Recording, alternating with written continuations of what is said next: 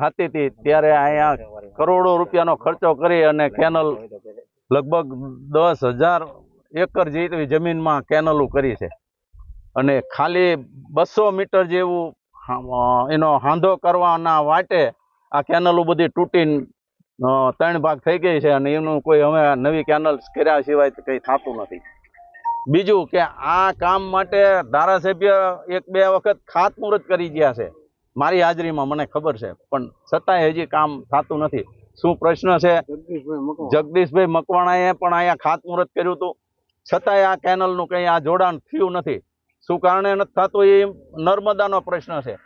ખેડૂતોને કંઈ એવું નથી કે આના ખેતરમાં જ કાઢો કે આના ખેતરમાં કાઢો, તમારે જ્યાં સર્વે કર્યું હોય અથવા તો ગમે ત્યાંથી કાઢો, અંડરગ્રાઉન્ડ કાઢો, ગમે ત્યાંથી કાઢો, અમારે પાણી જોઈએ છે અને આ ખેડૂતોને પાણી નહીં આપે તો આનું ગંભીર પરિણામ આવશે, જેની આપ સૌએ જે અધિકારીઓને લાગુ પડતું હોય ને એને નોંધ લેવી। અમારે LD2 વઢવાણ ખારવા રોડ વિસ્તારમાં કેનલનો 300 મીટરનો કટકો એક બાકી છે, 200 થી 300 મીટરનો। આ એક જ પ્રશ્નમાં સતત 15 વર્ષથી રજૂઆતો કરવી છે।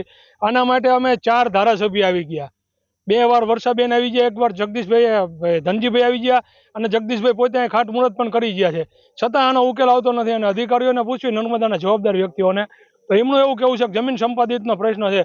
હવે જમીન સંપાદિત તો આખા વડા મોટા 2 રાજ્ય હોવારી જો આવી જતી હોય અને એક 200 મીટર જમીન સંપાદિતનો પ્રશ્ન એ કંઈ સરકાર માટે પ્રશ્ન ન કહેવાય। જો ઇલેક્ટ્રિકના થાંભલા આવતા હોય ત્યારે તો તમે બધા ખેડૂતોને જેલમાં પૂરીને થાંભલા ખોડી દો, ત્યારે તમને કંઈ નડતું નથી અને અત્યારે અમને પાણી આપવાનું તો આવા બધા પ્રશ્નો ન આડા આવે તમને જમીન સંપાદિતના।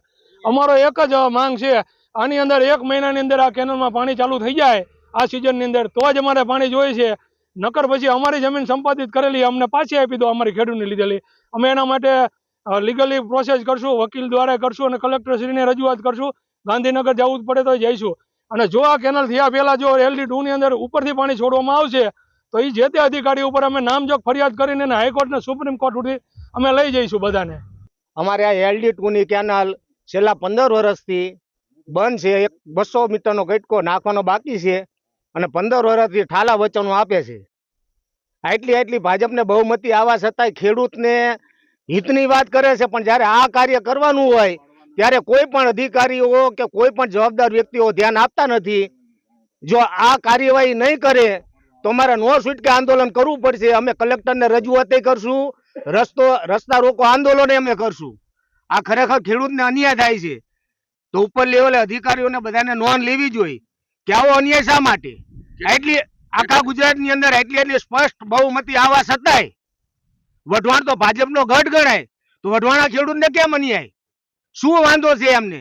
જે કઈ જમીન એમને સંપાદન કરવાની થતી હોય તો એ એમનો વિષય છે, જે કાયદેસર પ્રોસિજર થતી હોય એમના વિષયથી સંપાદિત જમીન કરે અને તાત્કાલિક અમને નિર્ણય લેવો પડે। ખેડૂતને આવો અન્યાય કરે, 15 વર્ષથી હજારો એકર જમીન બધી અત્યારે પડતર છે। ખેડૂતની હિતની વાત કરતા હોય આ સરકાર તો કેમ હજારો એકર જમીન અત્યારે પડતર રહ્યા છે, ખાલી આ 200 મીટરના કટકા માટે થઈને।